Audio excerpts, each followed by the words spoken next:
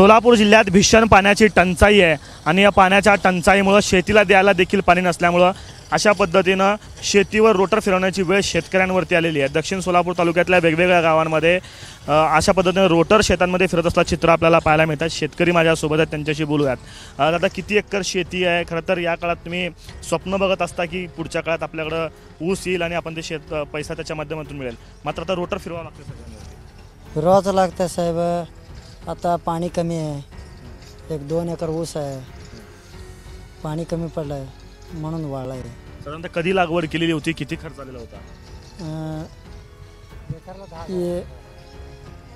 February लागवड केलं आहे, आता 7-6 महिने झालं। पाणी कमी पडल्यामुळं हे सगळं वाळलं।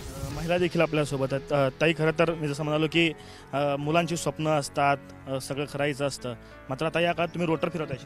रोटर फिरतायत, पाणी नाही, काय नाही, ऊन आहे, पाऊस नाही म्हणून आमचा ऊस सगळा वाळलेला आहे। कधी लागवड केली होती? आता 7-8 महिने झालेला आहे, वाळून गेलेला आहे। आता तर पीक कधी आलं असं? 7-8 महिने, अजून 4-5 अजून 5-6 महिने असते अजून पीक यायला। हो सर, त्याच्या आधीच तुम्हाला आता रोटर? हां, रोटर पाणीच नाही, सगळं साहेब सगळं वाळून गेलेलं आहे। पिण्याच्या पाण्याची काय परिस्थिती आहे? घरी पाणी बी नाही, काहीच नाही साहेब, प्यायला बी पाणी दुसरीकडनं आणतो साहेब। हो साहेब, सगळंच पाणी। हां, जनावर बी सगळं लय हैराण आहे साहेब आता सध्याला। हो, गवत नाही, काय नाही, पाणी नाही, त्याला लयच हैराण चाललं आहे वर्षी।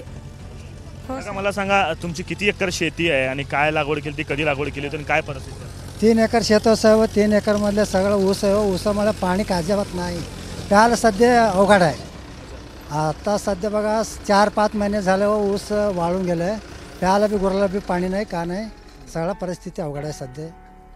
त्यामुळे रोटर फिरवतो, त्यामुळे रोटर फिरवलं सगळं शेताची लई अवघड आहे। पाऊस आला तर आम्ही राहणार आहे, पाऊस नाही आला तर आम्ही। जनावरांचं कसं करता? लई अवघड आहे पाण्याची, ज्यानं दुसऱ्याच्या शेतातला पाणी येऊन आम्ही पाजला आता सध्या। अजून किती महिन्यात पीक येणं अपेक्षित? पीक येणं पाऊस आले तर पेरले तर पीक येतो, नाही पाऊस आले तर पीक कसं येतो साहेब? आता सध्या तर वाळाला आहे, लोटर मारून अनेक नांगूर पेरल्याचं तवा पीक। पेरणी हां, डबार पेरणी केलं तर तवा। पहिल्यांदा 3 एकर शेती तुमची म्हणताय, किती खर्च आलेलं होतं? ते खर्च मग टनाला 5,000 रुपये घेतले हो बी आणायला। ते बी आणून लावायला पहिलं ते 5-6 हजार रुपये त्याला लावायचे, रोजगार सगळं मिळून एकरला 10-15 हजार रुपये आला। हे झालेलं खर्च कसं करायचं? आता पदरमोडी का बाहेरचं काढायचो, आता का लोटर मारला होता साहेब, काय करायचं? रोटरला बी द्यावं लागतं? हां, लोटर पैसे द्यायला असं सगळं आता काढूनच काढायला आला होता सध्या। शेतकऱ्यांची अवस्था आहे अशी, मंद्रुप असेल किंवा दक्षिण सोलापुरातले वेगवेगळे गावं आहेत, प्रत्येक ठिकाणी जिथं ऊसाची लागवड असते त्या प्रत्येक ठिकाणी आपल्याला हीच परिस्थिती पाहायला मिळते। शेतकऱ्यांना रोटर फिरवल्याशिवाय पर्याय नाही आहे। दादा, मला सांगा की रोटर फिरवत आहे असं किती ठिकाणी जातं तुम्ही गावाला? लय ठिकाणी गेलो। अच्छा, हां, काय नाही परिस्थिती आता? सगळ्याला पाणीच नाही होता, सगळे लुटर हाणायला लागलेत, ऊस सगळे काढायला लागलेत। तुम्हाला तुमचं फोन बी येत असेल, आता सगळ्यांकडनं मागणी येत असेल? आहे तो मागणी तसं आहेत, एक झाल्यावर एक आहेत, आमचं ऊस काढायचं पाणी नाही, सगळे सांगायला लागले, सगळे काढायला लागलेत। काहीच आता परिस्थिती नाही? नाही सर, किती आता तुम्ही किती गावं फिरले, आता किती शेतांमध्ये? नाही तर ते 40 एकरवर हाणलो मी। हां, मागच्या किती दिवसात? किती आता महिना 1.5 महिने आता सगळे काढायला लागलेत। आता पेरण्या आलेत ना, उडीद, तूर।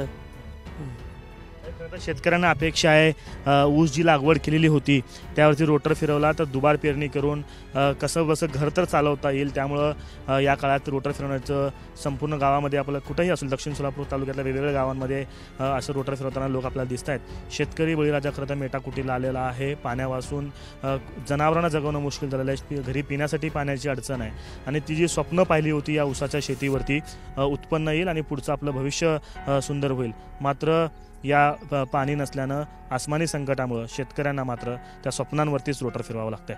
कॅमेरा पर्सन अयूब कागदीसह आफताब शेख, एबीपी माझा, मंद्रुप, दक्षिण सोलापूर। एबीपी माझा, उघडा डोळे बघा नीट।